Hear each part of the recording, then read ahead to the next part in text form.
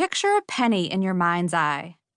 Because you've probably encountered a penny hundreds, if not thousands of times over the years, you should have no trouble remembering what one looks like. You've committed this image to memory. Or have you? Which president is pictured on the head of the penny? What direction is he facing? Are you sure? Where is the date?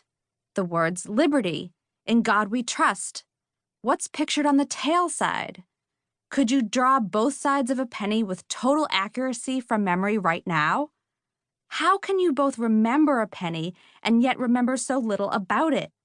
Is your memory failing? It's not. It's doing exactly what it's supposed to do. Your brain is amazing. Every day, it performs miracles. It sees, hears, tastes, smells, and senses touch. It also feels pain, pleasure, temperature, stress, and a wide range of emotions. It plans things and solves problems. It knows where you are in space so you don't bump into walls or fall down when you step off a curb to cross the street. It comprehends and produces language. It mediates your desire for chocolate and sex, your ability to empathize with the joy and suffering of others, and an awareness of your own existence. And it can remember. Of all the complex and wondrous miracles that your brain executes, memory is king. You need memory to learn anything. Without it, information and experiences can't be retained. New people would remain strangers. You wouldn't be able to remember the previous sentence by the end of this one. You depend on memory to call your mother later today and to take your heart medication before you go to bed tonight. You need memory to get dressed, brush your teeth, hear these words, play tennis, and drive your car. You use your memory from the moment you wake up until the moment you go to sleep, and even then, your memory processes are busy at work. The significant facts and moments of your life strung together create your life's narrative and identity. Memory allows you to have a sense of who you are and who you've been. If you've witnessed someone stripped bare of his or her personal history by Alzheimer's disease, you know firsthand how essential memory is to the experience of being human.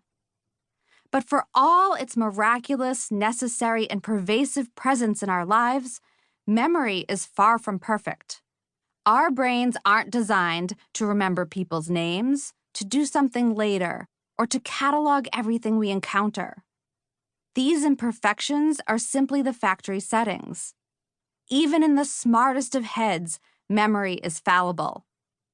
A man famous for memorizing more than 100,000 digits of pi can also forget his wife's birthday, or why he walked into his living room. In fact, most of us will forget the majority of what we experience today by tomorrow. Added up, this means we actually don't remember most of our lives. How many days, in full specific detail, can you remember from last year? Most people recall an average of only 8 to 10. That's not even 3% of what you experienced from your recent past. You remember even less from 5 years ago. And much of what we do remember is incomplete and inaccurate.